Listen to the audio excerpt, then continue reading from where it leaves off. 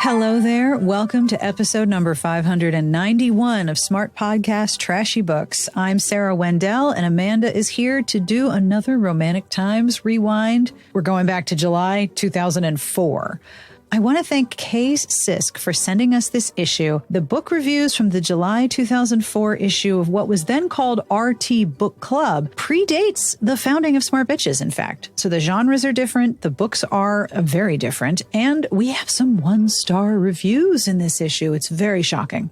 I want to give you a heads up for some absolutely incredible amounts of exoticism, racism, and something called ladlit. I think this was the first time I'd encountered this term, and wow, there's so much learning happening here. As always, in the show notes, you'll find a link to smartbitchestrashybooks.com, and you'll be able to find all of the cover images and additional clips from inside the magazine. But if you join the Patreon, you get access to the full scan, all 140 pages. So if you would like to read the whole magazine, have a look at patreon.com/smartbitches. Monthly pledges start at $1, and every pledge not only keeps me going and makes sure that we can keep doing these incredible deep dives into romance history, but you're also making sure that every episode has a transcript. And these are some long episodes, so thanks, Garlic Knitter. I have a compliment this week to Kathy O. Your friends and family think you have more innate sparkle and contagious happiness than a fleet of aircraft carriers full of glitter and Lisa Frank ponies. So thank you for being a positive person in the world. If you would like a compliment of your very own, that is a reward for one of the tiers in the Patreon community. But most importantly, you get to join our Discord, and it's a truly lovely place on the internet. I also want to say hello to Wendy, who is one of our newest Patreon community members. Welcome aboard. So are you ready to go back to July 2004? I'm not sure you are, but grab your bikes. We're going to go on with the podcast. All right. So this is the July 2004 issue. I did not have children when this was released, and one of my children has just reached majority. So I think I was 10th grade, 9th grade. I was 24. I was married. I was probably trying to get pregnant. I was 15. This is a long ass time ago, wasn't it? All right. So I want to say thanks to Kay Sisk, who put this and other issues in a box and sent them to me because she's in them. These were issues of the magazine where reviews of her books and ads for her books appeared, which we'll get to in a little bit. But I saw that and I was like, you. I know that name. Yeah. Thank you to Kay for sending us this issue. We are going to start with a quick discussion of the cover because, I mean, there's really not a lot to talk about on this cover, is there? It's a plain, boring cover. It's very dull. Not at all. Nothing to see here. Do you remember, this was probably more late 90s and a little bit into the early 2000s. Do you remember all of the dresses that were color-changing taffeta?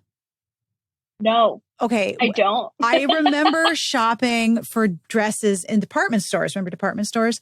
And there was a period of time when color changing taffeta, like the colors would kind of ripple on the fabric and it would be like red or green or gold and yellow.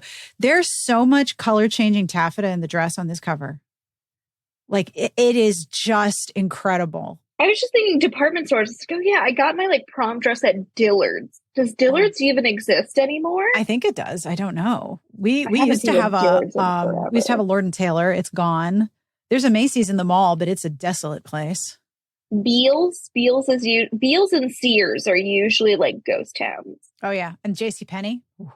I worked at a JCPenney. Really? Wild stuff. Yeah. That must have been a wild place to work. Oh yeah. Shit went down at the JCPenney. So, side note into JCPenney land, we were set up like a octagon or hexagon. Yeah. And so between sections is where the registers were. And where I worked was between juniors and men's jeans and dockers. That's where I was situated. Not a good placement. I just want to say that is not optimal placement. Also, I remember people were having sex in the fitting rooms and I tried to call a manager. She's like, I'm busy with a customer. I'm like, okay, guess I'll let him finish. I don't know why people get hot and horny in a fitting room. That just doesn't make any sense. But that is not the first time. The lighting is bad. Oh, you look terrible. You're just cottage cheese all the way down. and it's cramped in there. And it smells. You're going to get a Charlie horse. They used to use straight pins in clothes back then. You can have pins in your feet or other parts. Anyway, this cover.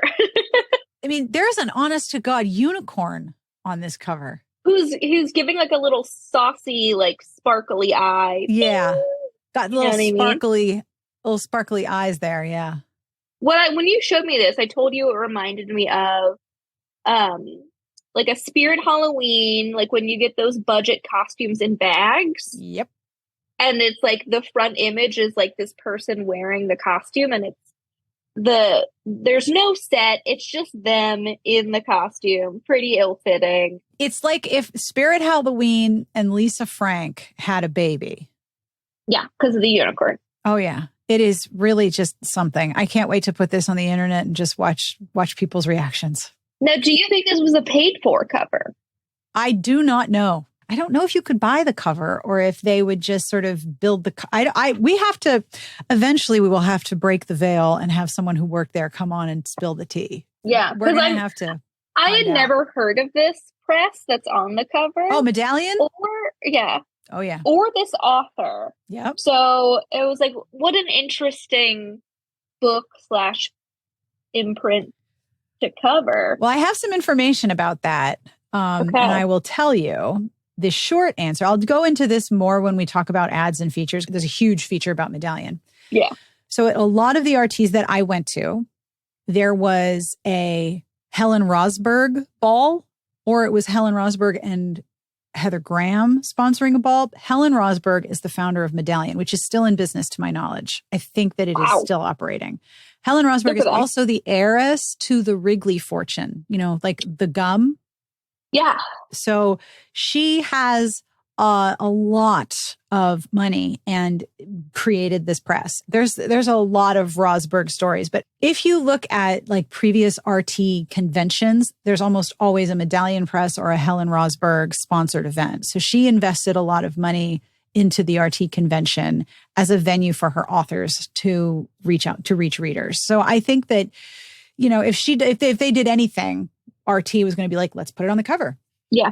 Shall we get started with reviews? Yeah.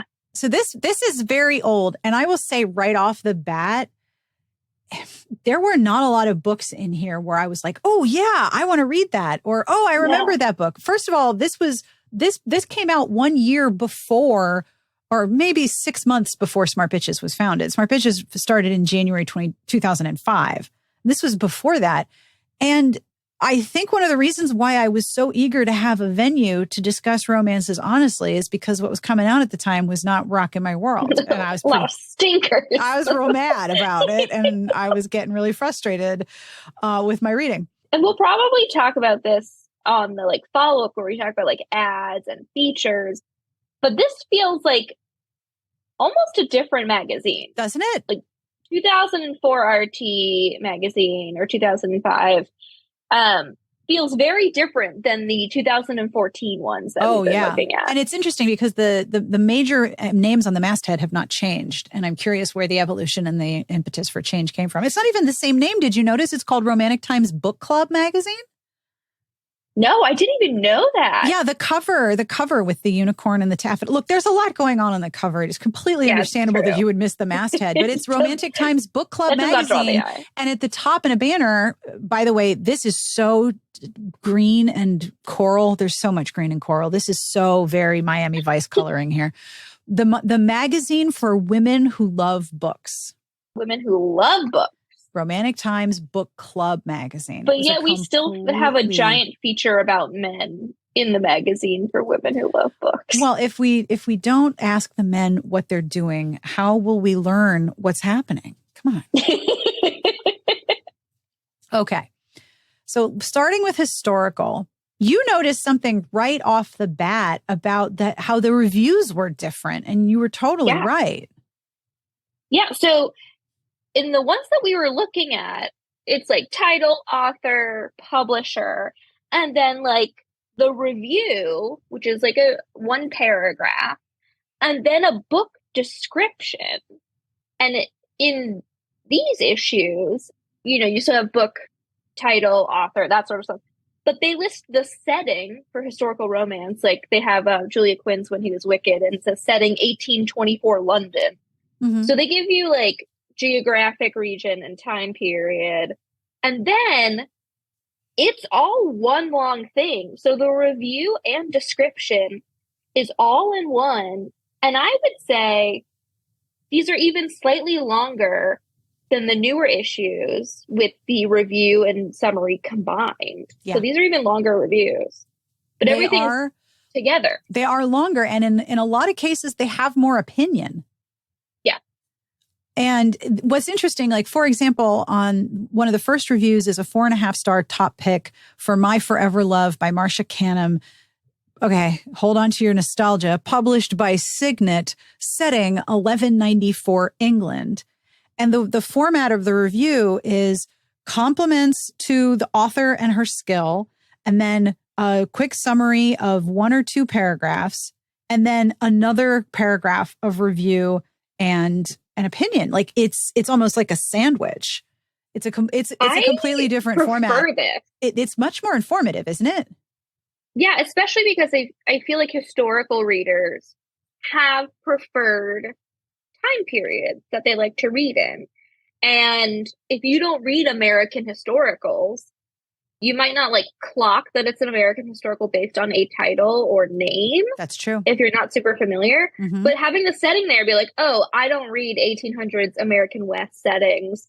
I'm not even going to bother with this. So you can really tailor the reviews that you're reading based on the interests of like time period. Absolutely. And I mean, to be honest, historical romance is a form of fantasy because you are rereading the same world over and over. And it's a very collaborative world build, but the foundations of especially Regency romance, all those foundations are set, and readers who are familiar with it are entering a world that they've already encountered before. They're just going to enter different ballrooms and different characters. The book that I wanted to pull out is on page 40. And to underscore what you just said, there are 5 reviews on this page. 4 of them are set in 1945 Ohio, 1918 San Diego, 1859 Colorado, and 1860s Kansas and Colorado. So we have a lot of American historicals at this time period. This is probably why I was annoyed, because I do not like American historicals, speaking of whitewashing history. The one that I wanted to call attention to was another thing that I forgot was really popular at this time. This is Portrait of Lydia by Holly Van Horn, time traveler's romance, published by a publisher called Time Travelers. The setting is 2000 New York to 200 AD Rome. Okay. Okay. So this is wild. The first paragraph is the author has written another engrossing time travel. After Grant Tyrrell is informed that one of his ancestors was Septimius Severus, warrior emperor of the Roman Empire, he decides he must take a vacation to Rome 200 AD. Okay, Amanda, hold on to your butt. And thanks to the internet and modern technology, he is able to do just that. So he goes on the internet to time travel back to Rome 200. For the record, I don't want to do that. I rely a lot on modern medicine. Grant wants to experience the power of deciding the fate of millions and all the glory of the Roman Empire. Sounds kind of terrible. But upon his arrival, it seems all the power Grant seeks is held by a beautiful woman named Lydia of the house of Marcus Flavius Antonius of Rome. I might have said that middle one wrong. She also holds Grant's fate in her pretty hands. You know, he's not happy about that. Went on the internet, time traveled to be full of power and hold the fate of millions, and finds out that a woman decides his future. You know he's mad. Realistic characters. We don't even let them do that in the year 2000. God damn it. No, we do not. Realistic characters fill the pages of this creatively penned, in-depth time travel. Lydia and Grant's story is a well-written romance that's fresh and unique with fantastic historical highlights. Van Horn pens another terrific novel readers won't want to miss. What's weird about this review is that, I don't know if you notice how often they use the word pens as a verb. pens. No, I didn't know. The author pens another engrossing time travel in the first paragraph, and the last sentence is she pens another terrific novel. So they're bookending with similar sentences. But yeah, that was a time capsule right there. I really enjoyed reading that review. Before I go on to mine, one of the reviews on the same page for Wild Honey, the publisher is www.awestruck.net. .net, I know. It's like, what? We're back in the era of publishing the www, folks. The .net. Okay, http://www. I'm back at page 32 for mine. All right, let's go back up. And this review is a bit of a yikes, but what I liked about it is we dunk on the hero within the first sentence, which I enjoyed. But Sarah and I made a couple notes that several of these books, based on their descriptions, sound a little racist. There's a few of them. And this one, I feel like... Grab your bikes. We got definitely toes that line. The use of exotic is used twice. Oh, yeah. Woo-hoo. Can't wait. So this is The Perfect Temptation by Leslie Lafoy. Published by St. Martin's. Setting is 1864 England, and I got 4.5 stars. It's a top pick. It's a TP, everybody. By the way, folks who are in the Discord, I have added an emoji that is toilet paper with gold stars on it. You're welcome. For TP, that's what we think of when we think of 4.5 TP stars topic. toilet paper. The first sentence is wallowing in self-pity.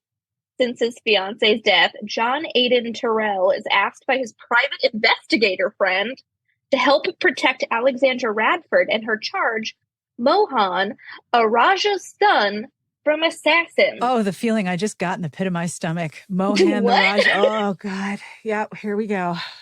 But also, I love the beginning of the review of like, this pathetic motherfucker. Yeah, how dare you feel normal human grief, you self-pitying, wallowing fool. Good God. Alexandra fascinates Aidan. She despises his arrogance, but he makes her feel like a desirable woman, even as he takes control of her household and teaches Mohan about being a gentleman and a prince. Oh, God. What does this guy know about being a prince? No clue.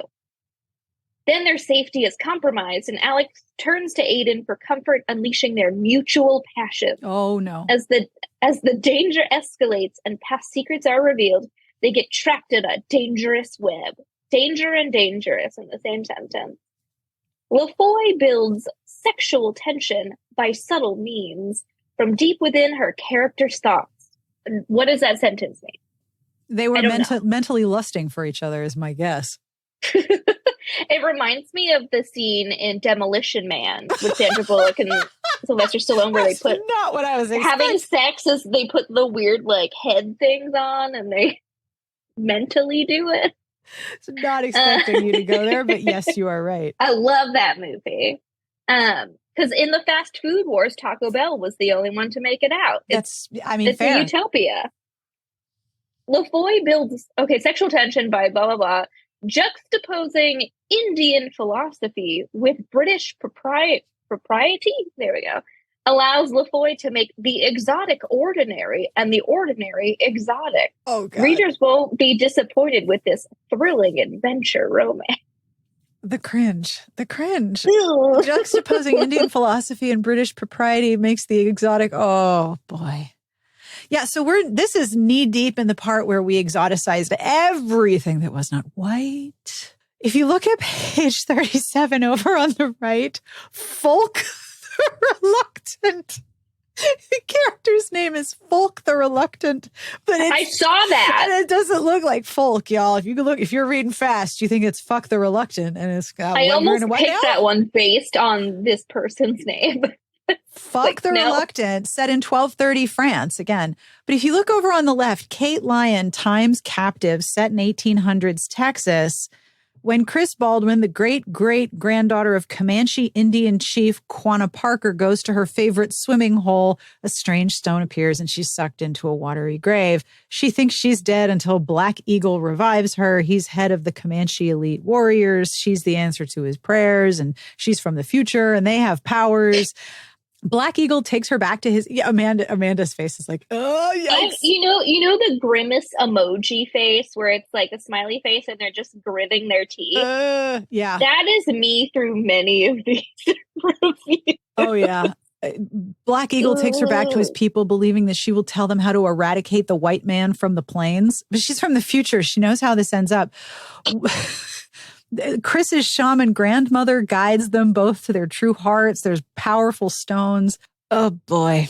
Lyon weaves well-known history into a new legend with realistic struggles and strong characters that deeply believe in shamanistic dreams and abilities. Even knowing the historical outcome, readers will hope the Comanche will triumph and that history will somehow turn out differently. I feel this cringe like in my ankles. I'm cringing so hard. Yeah. When I see these, I just want to take like a squirt bottle that you like squirt cats with and just stop it. No. Some of these books are really not going to hold up to a modern audience any more than, a television show from 2004 is going to hold up to a modern audience. But it's also, I think, important to look and be like, we did this on the regular.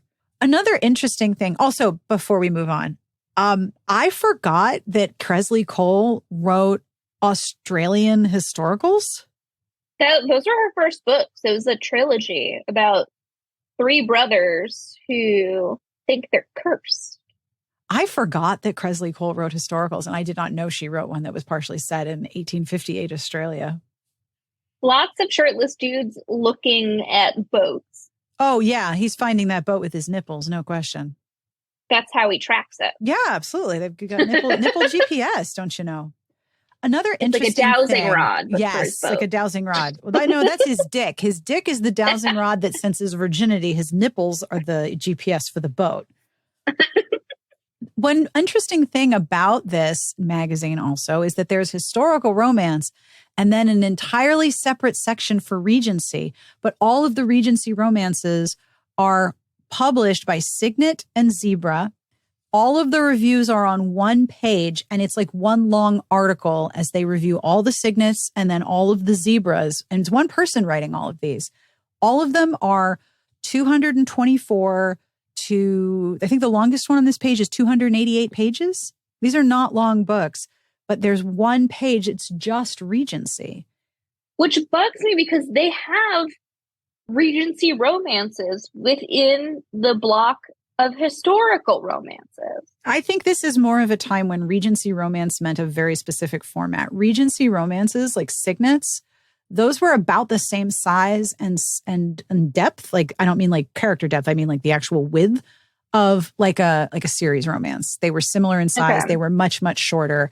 And so the expectations were, I think the expectations were different of what was going to happen in the Regencies versus the single titles, which were like 100 and something pages longer. That's why my suspicion as to why they're separate in here, because there's Zebra books elsewhere and there's Signet books elsewhere, but these are all on one page. I didn't select one because none of them really sent me anywhere. And the reviews are a paragraph of summary, and then there's really not a lot of review. I mean, yeah, they do this too later on with the like Harlequin. Yeah, it's like an article. Like here's a summary of all the books, but there's not a lot of reviewing. Like there's no criticism in here. There's none criticism. Yeah, I mean, there's like maybe one sentence. Like one is, Lady Scandal by Shannon Donnelly are sure to captivate readers. The continuous chase leads to an exciting conclusion. That's as much of like review as you're getting, where prior to that, you probably have like 4 to 5 sentences of summary.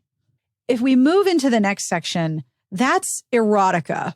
And Alora's Cave has some ads that I am very excited to talk about. But all of the erotic romances that are reviewed in this issue are from Alora's Cave, Ecstasy, that's spelled with an X, Extasy, Brava, which is Kensington, Red Sage, NAL, and Cheek. Ladies and gentlethems, I would like to inform you we have a 1-star review. Pew, pew, pew, pew, pew, pew. I do need a sound effect, don't I? That's what I said in the comments. Like, I feel like we need those celebratory, like, rap air horns. Whoop, whoop, whoop. So on page 49, we have a 1-star review, and the publisher is listed as www.hororscave.com. It has a proper name. It's a legitimate business, but they put the URL. Okay.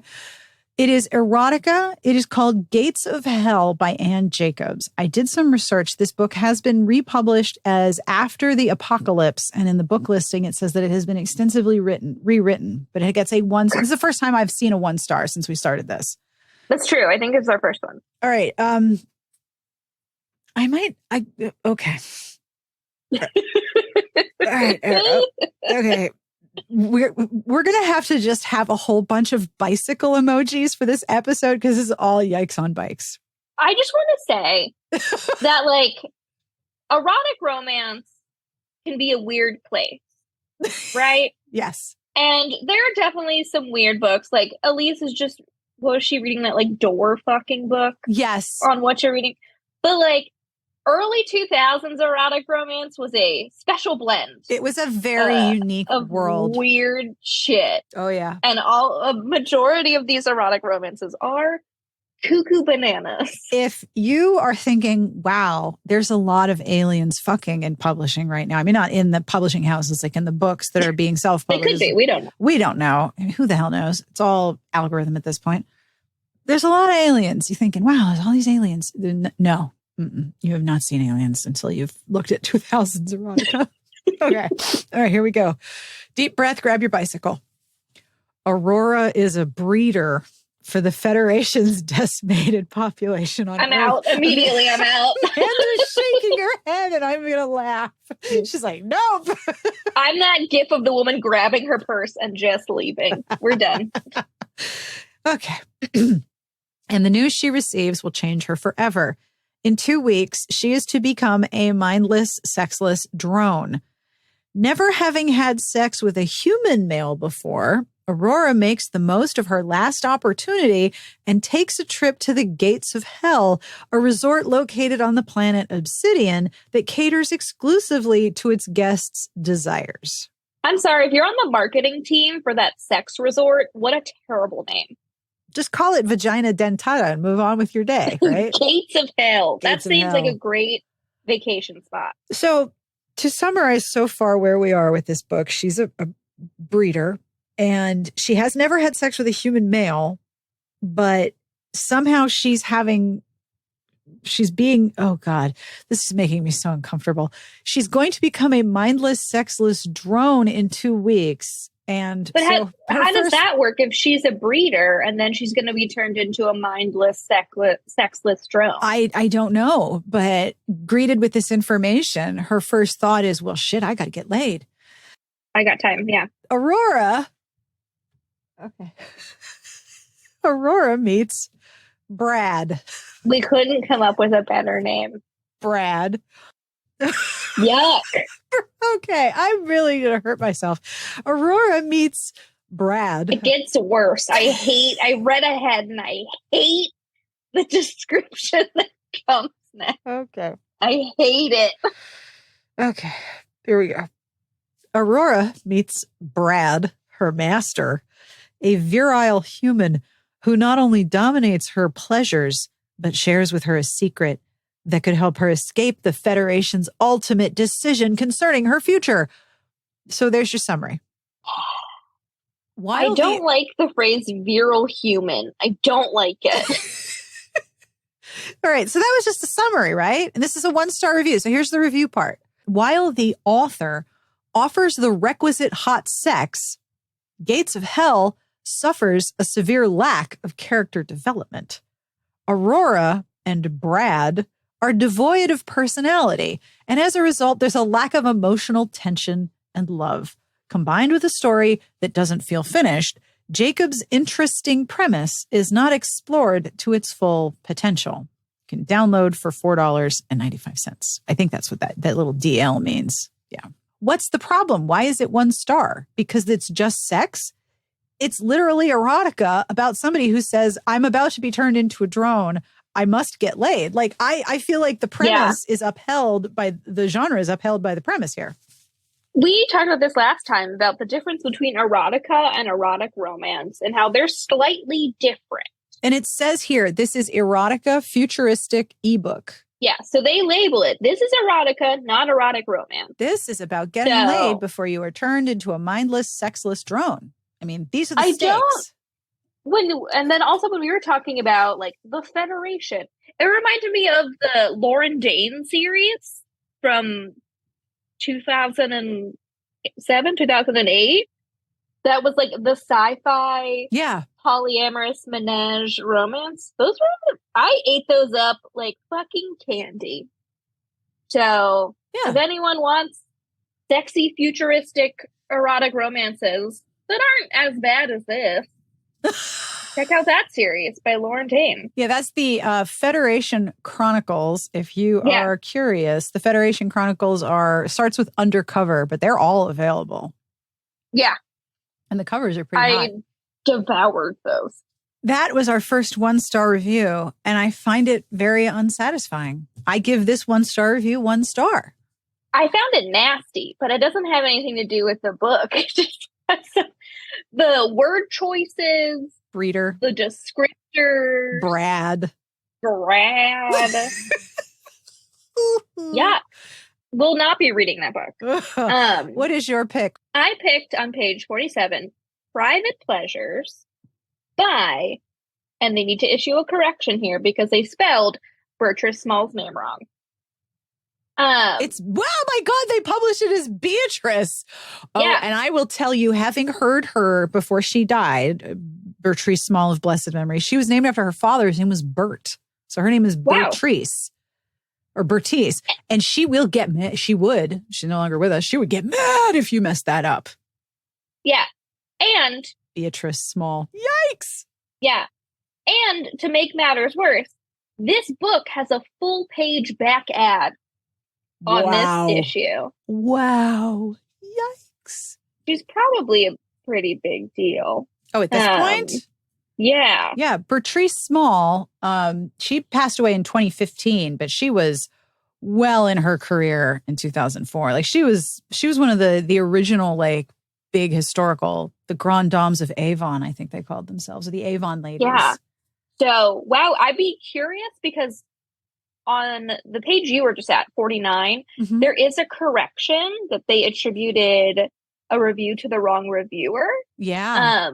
So I'm very curious if we have the August 2004 issue, I'll have to if look. they will issue a correction for misspelling her name. I don't know. Because I only know Small through like historical, right? Like, and it's mentioned that this is her first explicit erotic novel. And this is listed as erotica. So not erotic romance, erotica, parentheses, fantasy. Nora Buckley's perfect world shatters when her husband dumps her for a younger woman. Even more devastating is his vindictive plot to leave her penniless and homeless. Sounds like women's fiction. Well, strap in. Fortunately, Nora has a strong support group. Sensing Nora's need for something more, her 4 friends share a naughty secret called The Channel. Literally sucking viewers into the TV, this sex channel allows Nora to experience her wildest fantasy. That is not women's fiction. Nora enters the channel and encounters Kyle, an erotic dream come true. Kyle. He indulges her most decadent desires and awakens untapped hungers. For the first time in her life, Nora knows true sexual freedom and craves her nightly adventures. As she indulges, Nora comes to the startling realization that having it all is possible if you're willing to pay the price. Small's first contemporary erotic venture is an intimate journey into one woman's risque fantasies. Nora's transformation from downtrodden wife to siren is immensely satisfying, although it occurs at light speed. Ooh. This sensual page-turner seduces with explicit monogamous and multiple partner encounters, and with a non-traditional happily ever after. Oh, Beatrice is writing poly romance. Go, Beatrice. What a weird little book. Sucked into the TV to have, like, are you becoming the porno? Is this like you get sucked into Skinamax at 2 a.m. and suddenly you're in the porn? Like, what? Wow. I have no clue how it works, but also think you need to read it. Her friends know about it. Yeah, they're her like, hey, they're doing it. I know you saw that Poltergeist movie. This is very different. Very different. They're here, and they've got big boners. Maybe you should read this one. I'm so worried. I like, it's not a, like, I want to read this one because it sounds good. It's just what awaits me in this book. Well, the channel, apparently. The channel. So now moving on to mysteries. All right. So the book I wanted to talk about was on page 71. It is a 4-star review, and it is for a book called A Distinction of Blood. Okay. It is a historical. It is from Signet. It is 262 pages. So that sounds to me like it is like a Regency sized book, not Regency set. So A Distinction of Blood, 4 stars, historical, by Hannah March. In Georgian London, so not Regency, a tutor amateur sleuth Robert Fairfax is employed by Mr. Appleton to tutor his sons and spy on his new son-in-law, notorious rake Lord Hugh Mortlock. Aware of Mortlock's propensities for gaming and wenching at this time of his daughter's betrothal, Appleton had hoped that Mortlock's marriage to his daughter Charlotte would help reform Mortlock. Appleton doesn't know things. Fairfax follows Mortlock into seedy gambling halls for a night of debauchery. After returning home, Mortlock retires to his bedchambers, and that morning, Fairfax discovers his bloody body. Constables search for Abraham, Charlotte's African servant, who has disappeared. Oh, no. Well, this is interesting. Who has disappeared and with whom Mortlock quarreled shortly after he returned home. But Fairfax remains unconvinced that Charlotte's loyal servant, yikes, would have harmed her husband, and systematically begins his own investigation. Steeped in the gritty reality of Georgian London, March's novel is suspenseful and authentic to the period. As the plethora of clues is unearthed, Fairfax pieces them together to solve this creatively plotted mystery. So in terms of critical analysis, we have creatively plotted, suspenseful, and that's suspenseful and authentic. So that's your review words. In all of those words, those are the only ones that offer any review. But first of all, there is an African person in a historical. This was published in 2004, and people lose their ever-loving minds when they see people of color in historicals. And here's one just sitting there. I mean, accused of murder, possibly running away, in a great deal of trouble, has to be saved. I'm sure there's a bunch of yikes and a bunch of bikes, but still, hey, there's a Black person in a historical. So, yikes on bikes, but also, hey, look, people who get upset about this. So what is your pick here? I just read the first sentence and I'm like, all right. Oh, well, this is a sentence that if you wish to trap an Amanda, you would put this sentence under a little box with a stick, and Amanda would just scurry right on in for this one. It's on page 65. It's Pipsqueak by Brian M. Whiterood? I'm going to say Whiprid. Whiprid? And it's amateur sleuth, parentheses, humorous. Crime and taxidermy collide in this zany, zestfully told tale. Sublime comic storyteller, what do we decide? I'm going to say Whiprid. Whiprid sets his mystery in a fictional New York City retro subculture full of zoot-suited hipsters, swing-loving horn players, and other eccentric city dwellers. That is one incredible paragraph. I know. Crime, taxidermy, zany, zestfully. Zoot suits? Wow. The reviewer here is Cindy Harrison, and Cindy was clearly having a real good time. Taxidermy buff, Garth Carson. What a name. Garth Carson, taxidermy buff.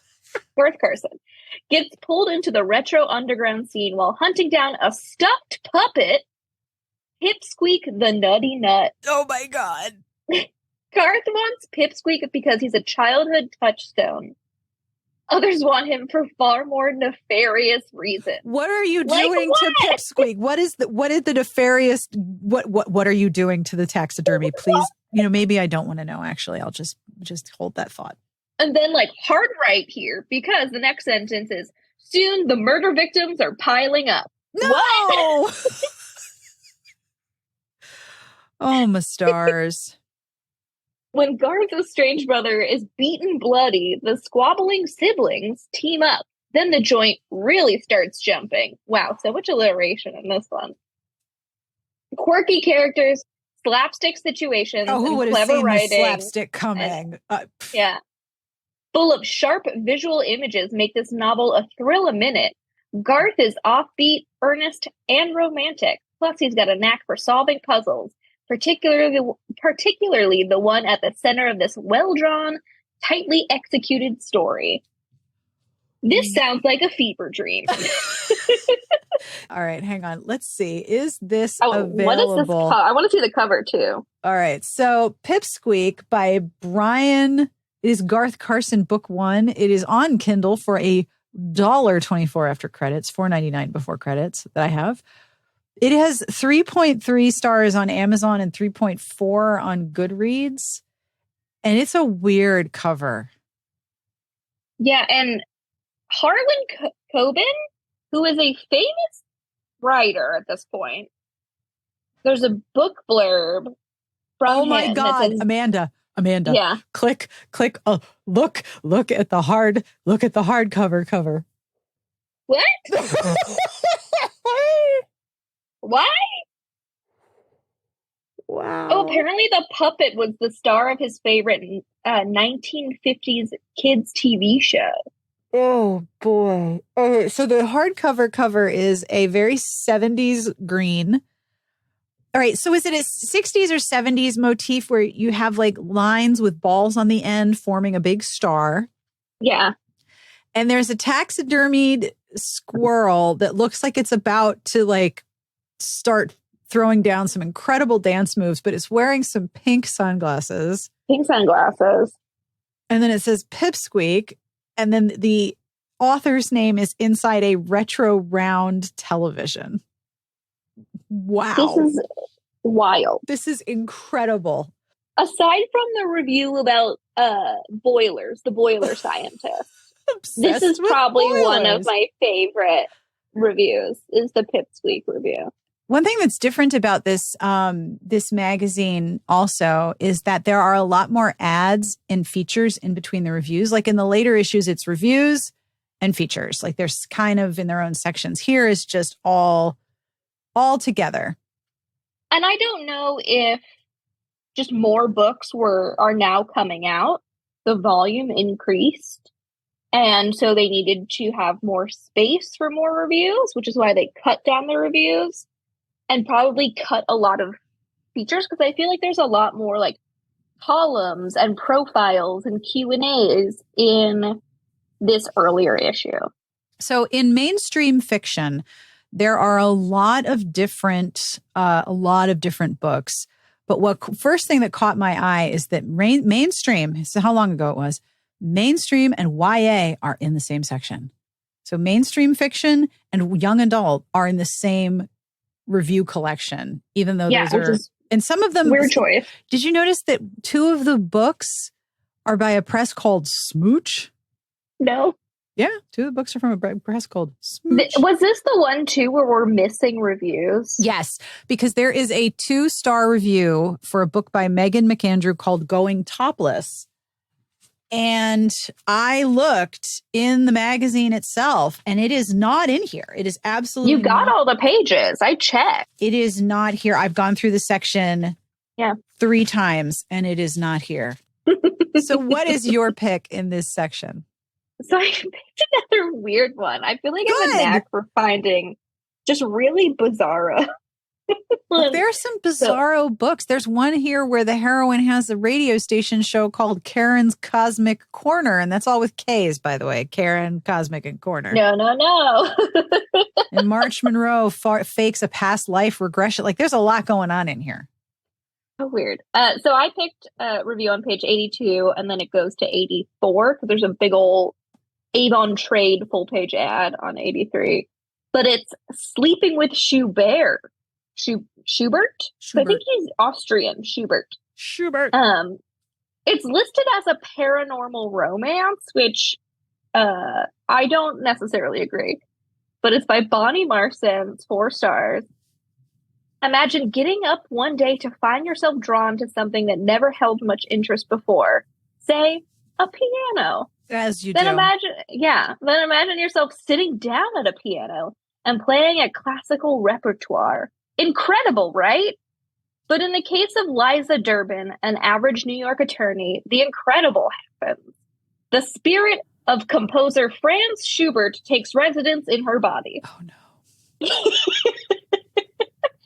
Franz is moved by the sights and sounds of modern Manhattan, and new symphonies begin pouring out through Liza in the composer's own hand.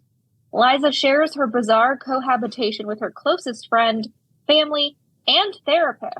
Oh. I'm assuming those are all 3 different people. And while they're skeptical at first, the minute she sits down at a piano, they accept the outrageous truth. Mentored by a Juilliard professor and marketed by her sister, Liza becomes a sensation. She tours and sells CDs, all the while trying to work out her relationships with a lover who's gone to Europe and the dead composer living in her heart and soul. It isn't easy staying in control when the inner composer is working, nor when a tiny voice says that Franz may be only a temporary visitor. Marson's debut novel is beautifully written in the first person. She's nailed the feelings and motivations of not only Liza and Franz, but crafted, compelling secondary characters too. And along the way, she's created a wonderful take on why some otherwise ordinary humans become gifted geniuses. And that's because they're possessed by the spirits of dead composers. I mean, that is it. This is much more critical and interesting as a review. Because there's a lot more critique about why the reviewer Karen Sweeney Justice liked this book. What a weird book, though. And it's I'm still also available for sale. We can read it. Picking up the notion that she's falling in love with a composer that's possessing her body? It seems a little bit like that, yeah. Okay. Trying to work out her relationships with a lover who's gone to Europe and the dead composer living in her heart and soul. Okay, so what do you think? How do you think this ends? I mean, obviously Schubert has to go back to Schubertville. Yeah, but he'll always stay with her through the gift of music. That's my schmaltzy. That's how it ends. I would not be surprised. Also, like, she becomes famous. Like, she's, like, writes things and sells out, like, concerts and does CDs. But, like, as part of the marketing ploy that she's possessed by the spirit of Franz Schubert? I don't. Or is that a big secret to the public? I honestly couldn't tell you. And what happens when he leaves her body? Is she goes no back longer to being able? an attorney? I mean, if she's kept up her bar admission, she can just go back to being an attorney. Yeah, because I have a feeling like it doesn't seem like she learns how to play the piano. She just all of a sudden knows how to do it. Yeah, exactly. I got some girl on girl crime in a review on this page that I just want to run by you. Girl on girl crime? Yeah. Elizabeth Polk's cozy Southern life is in turmoil. Her boyfriend and fiance Chip. No, it's not even Chip. Jesus. Her boyfriend and fiance Clip. She's engaged to Clippy. Inexplicably dumps her 3 weeks after proposing. To add insult to injury, he's been tooling around town in a spiffy new pickup and was spotted at the wagon wheel feeding local floozy Janelle a T-bone steak. It's always Janelle. Is it just like a T-bone? He's just like shoving it in her face. He's got it on like a fishing line, and every time she goes to take a bite, he reels it up. Well, that really burns Elizabeth up because Clip always steered her in the direction of the chopped steak special when they ate there. What the Okay, this is Bet Your Bottom Dollar by Karen Gillespie. And no, thank you. It is a light and pleasant read in the Bottom Dollar Girls series. Oh, boy. Local floozy Janelle. Isn't it weird how there are a bunch of series that are set in localities where there is, in fact, a town floozy? Like, that's a character. I haven't heard the word floozy in a while. Oh, yeah. It's a very, very antiquated term. I'm pleased to see yeah, it die. my floozy and hussy. Those are ones that my grandmother has used. I think I've heard my mom use it, too. Series is, again, just a really long narrative by line. So like Harlequin Blaze, all of them are it's like one column. It's so many, it's a lot of words. There's also something called Harlequin Forrester Square. I don't even know what that is. Yeah, there are a few that I've never heard of. Well, I mean, this is a thing that Harlequin does. Harlequin Flipside, Harlequin Forrester Square. They just, in this issue, they have a big thing about Harlequin Bombshell debuting. Bombshell shut down a little while later. They start and then they close down lines. It's a lot. It's a thing. There is another 1-star review. Dun, dun, dun. And it is for there's absolutely nothing in here that gives me like, again, if you're going to go with something so rare as the 1-star, like make me understand why. An investigative reporter for the Mustang Gazette, Kara Hamilton finds Nancy Wilkes dead and believes the woman's employers, the scandalized Lambert and Church law firm, might be behind it. Lambert killed himself in jail after his alleged murder of a local rancher was exposed. Deputy Sheriff Mitchell Steele, having connected several deaths to the firm, suspects Kara knows more than she is telling and questions her real connection to the murder victim, whom she claims was a close friend. Both are intent on discovering the motives behind the deaths, but neither anticipates finding love. So, summary. Here's your review. Here's your 1-star review. Lawful engagement, 1-star, is very slow to unfold and severely bogged down by Linda O. Johnston's frequent and unnecessary repetition of plot points. That's it. That's all you get. Why? Okay. Meanwhile, so one of the ways that which the format is interesting is that there's this whole summary and then they tell you the title and the author at the end. So the last sentence of the review prior to that one is, Gail Wilson's Sight Unseen, 3 stars, is a well-plotted tale with appealing leads. The heavy focus on the engaging plot, however, may disappoint those wanting lots of romance. So there's more detail as to why that's a 3-star as opposed to this 1-star where it's bogged down by a plot. What? That's not enough. You need to tell me why. Like, I need to know really, really what is the problem here? So I had one, but in talking and like scrolling through, there's another one that jumped out at me. Oh, tell me all about it. I'll do the surprise one first because I'm on that page. It's 97. It's part of the Harlequin Romance column. Okay. It's in the middle column. It's Caroline Anderson's The Pregnant Tycoon. And so I was like, what? Sydney business developer Isabel Brooke has it all, except for a baby. While attending a get-together with mutual friends, she rediscovers teenage love and now single father, Will Thompson. Following a night of passion, Izzy becomes pregnant, and soon she's reassessing her Gucci lifestyle. Oh, for crying out loud. Could she handle life as a sheep farmer's wife?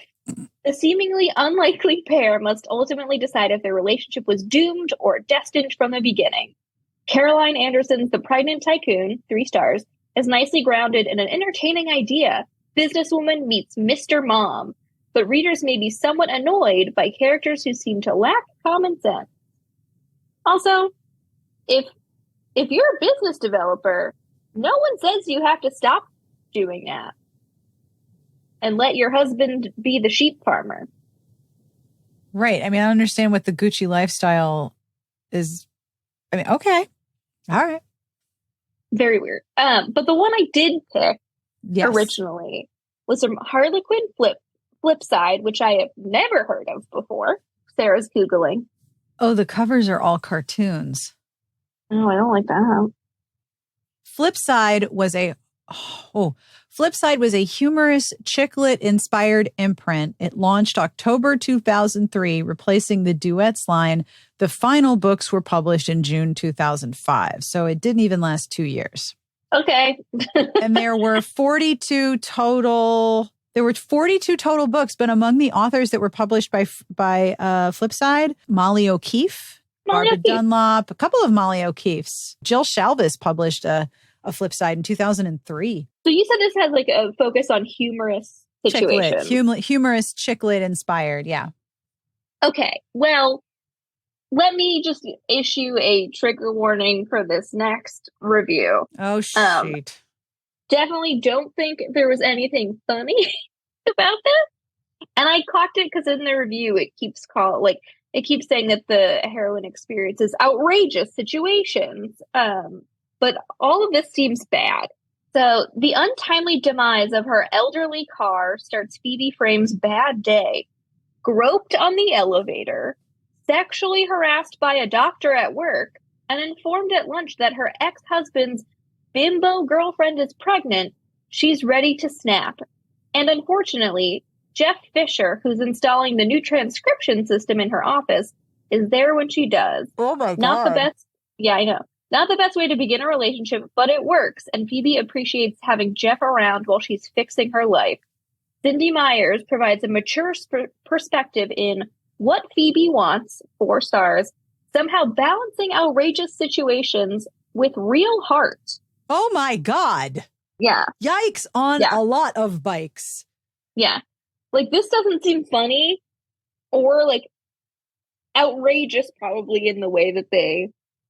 No. And I would classify this as more than just a bad day if you're being sexually harassed and groped by 2 different people on the same day. Good Lord. I mean, at least they label it sexual harassment. I guess that's probably a plus, but that as a plot device, yikes. I want to know what the cover looks like. Oh boy. It's illustrated and she's got Pablo Picasso eyeballs. Oh dear God. Her head is a square. Yeah. Also, how tall is she to be sitting on a car like that? And look at how long her legs are. But her head is a square. I can't get over it. Square head. Wow. Okay. Yikes. That was a cover art style. That was something, huh? Sure was. So moving on to sci-fi and fantasy, this is another area where there are a lot of bikes for all of your yikes. Partially because there's so many wild names for people and places and a lot of, so-and-so is enslaved and their universe is enslaved. It's like a lot of enslavement, which is kind of a lot. The book that I picked is out of print. It is an anthology and it got 4 stars. On page 104, we have To Weave a Web of Magic, edited by Claire Delacroix, published by Berkeley, 4 stars. 4 excellent novellas comprise this anthology of fantasy and romance from masters of both genres. Patricia A. McKillop opens with The Gorgon in the Cupboard, the tale of a Victorian painter seeking a muse. He's more than a bit surprised when one of his paintings starts offering advice. Lynn Kurland offers a medieval tale with The Tale of Two Swords, a rip-roaring fantasy adventure with unexpected heroes and more than one nifty twist that nevertheless leaves the reader wanting more. Delacroix reworks a medieval legend in an elegy for Melusine. When Melusine chooses the human world over the fairy realm, her choices reverberate through the centuries.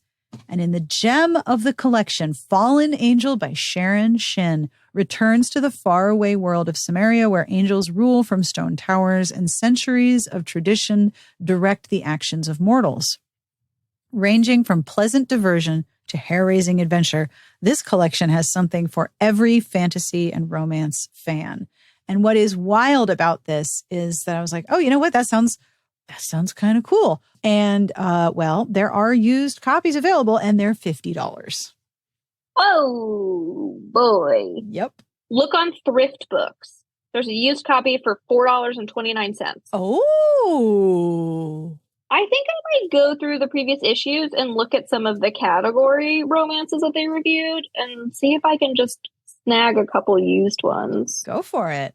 And just see if we can find a category romance. So what is your pick for science fiction and fantasy? So I picked, same page, 104, Lord of the Shadows by Jennifer Fallon. the body of the review is fine. Once again we have a hero name that's like, what? Dirk Proven. Oh boy. Yeah.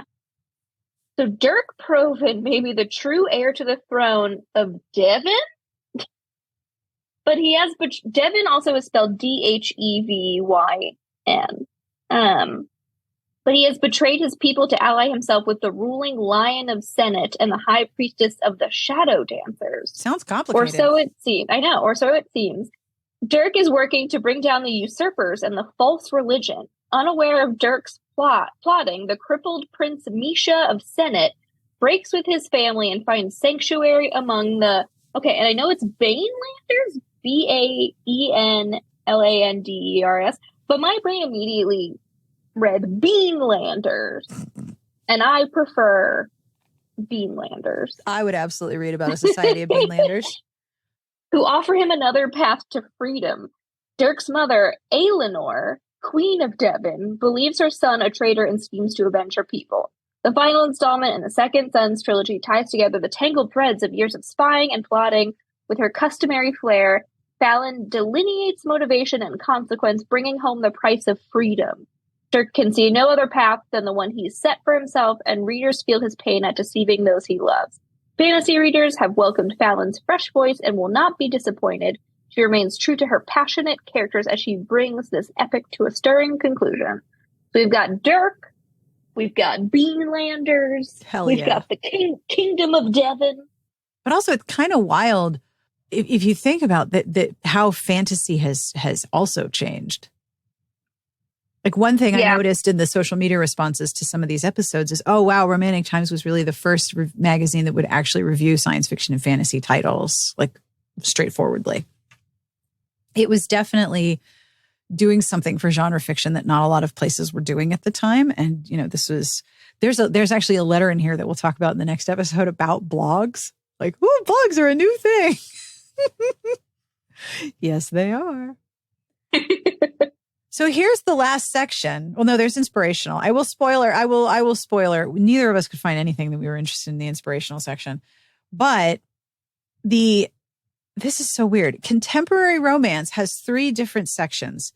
There's contemporary romance, romantic suspense, and new reality. And to give you a sense of what's in new reality, Christine Feehan's Dark Destiny, Lindsay Sand's Tall, Dark, and Hungry, and then some anthologies from Jove and Harlequin, which are, I guess, vampires. But new reality. Yeah, I was like, what is that? Is that supposed to be like paranormal romance? There's no paranormal section, but wouldn't that be? Yeah. It's wild. So apparently paranormal had not yet become enough of a thing that it had its own section. It's just new reality. New reality. But the book that I want to call attention to is actually by Kay Sisk, who sent us this magazine. And it's a romantic suspense called 1 Year Past Perfect. And it is from www.wings-press.com, 4 stars. Catherine Thompson is visiting Hawaii to settle her deceased great-aunt's estate and retrieve an elusive diary that's rumored to contain shocking family secrets. For the record, I love shocking family secrets. Everybody's family secrets are fantastic. Every family is a cult of a different kind, and I love family secrets. She's hoping this vacation will provide the peace and tranquility she needs to recover from a bad marriage. When she arrives at her beach house, she finds 3 unexpected guests. Instead of revealing her identity, she decides to pose as a newly hired housekeeper. International singer Cesar Osorio is renting the beach house along with his brother-in-law and manager. The experience is filled with chaos since the two insist on firing all the housekeepers. Why would you do that? The latest applicant arrives at their door acting like she owns the place. Her in-charge, self-sufficient attitude is one he admires. He finds himself experiencing feelings he hasn't felt since his wife's death 3 years ago. No. I hate when there's feelings. This is a classic example of a modern-day Goldilocks. Its fairy tale appeal provides an enjoyable story with a twist of mystery. The secondary characters add depth to a fine novel, and the sexual tension balances out a well-written romance. That sounds kind of fun. Yeah. That sounds fun. I mean, I don't always love romantic suspense, but like, Is the suspense what the family's secrets are? Because I'm all about that suspense. Tell me all your dirty laundry. It's fascinating. I'm sure if you ask Kay nicely, she can be like, yeah, this is a book for Sarah's. This is not a book for Sarah. So my choice is on page 111. Yep. And the title is Blooming All Over, which I hate that title, by the way, by Judith Arnold. And look, I gotta be honest, it's like there are so many reviews. I do not read every single one. Oh. I will read like the first sentence and I'm on to the next one. Yep. And so when a first sentence grabs me, that's usually like when I'll make a note of it and then pick one. So when I read there's zesty, there's zany, yeah, zesty, zany, taxidermy prose. Oh, I love taxidermy prose. So a proposal from bagel maker Casey Gordon would probably thrill almost any other woman in New York, but not Susie Bloom. She wants to maintain the status quo, but it's clearly impossible once she refuses him. Getting out of the city, even as the star of her flaky cousin's documentary/infomercial, is preferable to dealing with Casey every day. To say nothing of living with the Bloom family as they wrangle over her sister's wedding plans and other assorted crises. Learning that Casey is moving on and seeing someone else should be a relief, but it's not. Suzy's got a big life choice ahead if she can face up to it. Arnold continues the saga of the Bloom family and its deli with joy and verve. One can only hope that there will be many more books about these wonderful, rich characters and their fun world. I have no clue what any of this review means. What status quo was she hoping to maintain? Joy and verve, apparently. And what about, like, why is she the star of a documentary/infomercial? And is the plot twist that this guy asks her to marry him and she says no. And then later she's upset that he's moving on. I don't want to read about you. You sound kind of terrible. Let the guy move on. And also, I'm assuming, and maybe I'm wrong, but usually dating comes before a proposal. Right? So like, were they dating and she's like, yeah, I'm not going to marry this guy? Or was he just like, wow, her bagel holes are just exquisite and I must make that my wife? And as I mentioned before, there really wasn't anything inspirational that I was like, wow, I really, really want to read this. Like it just, none of these really struck me or as even interesting. It's a really big mix of other genres. Like there's contemporary suspense, historical fiction. Hang on.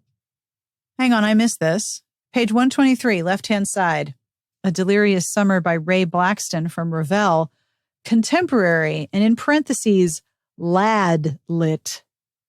What the hell is that? Like chick lit, but for men. 29-year-old Neil Rucker, a Spanish teacher to missionaries in Ecuador, hasn't had a date in 7 months, 1 week and a day. Why is he counting? Okay. And he wants to go... and one of his students sets him up with a place to stay in South Carolina during his furlough. Single church girls, beaches, picnics, the answer to his prayers. Ew. So this is the final paragraph of this review. Blackston answers the question, can opposites find happily ever after in the kingdom of God? In his lean, breezy style, the sequel to Flabbergasted is top quality lad lit, straight from the guy's hearts to yours. The first half of the book is witty and funny, followed by a second half full of wise insight. What is lad lit? Oh, I'm so sorry I missed that trend. Oh, geez. I Googled lad lit. Lad lit was a term used principally from the 90s to the early 2010s to describe male-authored popular novels about young men and their emotional and personal lives. Emerging as part of Britain's 1990s media-driven lad subculture, lad lit preceded chick lit. Wow. So it's like Nick Hornby and Tony Parsons. The comments I wrote are like, where are the boiler scientists and nutritionists? Yeah, I want historical people obsessed with boilers. That's what I'm looking for in my inspirational romance. Like that is exactly what I'm looking for. So come back in 2 weeks. We have a lot of ads and features to talk about. There's a lot of advertisements in here. I just want to give you one word, and that word is Manaconda. Oh boy, yeah. Even when I was scrolling through reviews, I clocked that one. I'm like, I know we're going to talk about that. Oh, we have a lot to There's say no world about in Anaconda. which we would not talk about. So come back in 2 weeks, because it'll be an adventure. And that brings us to the end of this week's episode. Do you remember color change taffeta? Did you work in a department store and have to deal with people in the fitting rooms? I would love to know. You can come to the podcast entry on smartbitchestrashybooks.com/podcast under episode 591. You can leave a comment. You can email us at sarah@smartbitchestrashybooks.com and amanda@smartbitchestrashybooks.com. We would love to hear from you because these episodes are so much fun and I'm really enjoying how much you are enjoying them. We will have links to all of the books that we have talked about. And I want to say thank you to the reviewers who worked on the book reviews in this issue. And they are Tanya Kay Sisk, Kathy Robin, Ann Black, Robin Taylor, Charlene Aline, Cindy Harrison, Sherry Melnick, Taylor Morris, Karen Sweeney Justice, Catherine Whitmer, Kimberly Harvey, Jen Talley Exum, and Susie Housley. As always, I end with a terrible, terrible joke. And this week's joke comes from the Discord from JF Hobbit. Hi, JF Hobbit. How do you get a hold of a Roman architect? Give up. How do you get a hold of a Roman architect? You call him. Call him. Does anyone else remember studying Roman architecture and learning the difference between classic, Ionic, and Corinthian and Doric columns? I do, definitely. So this, you call him.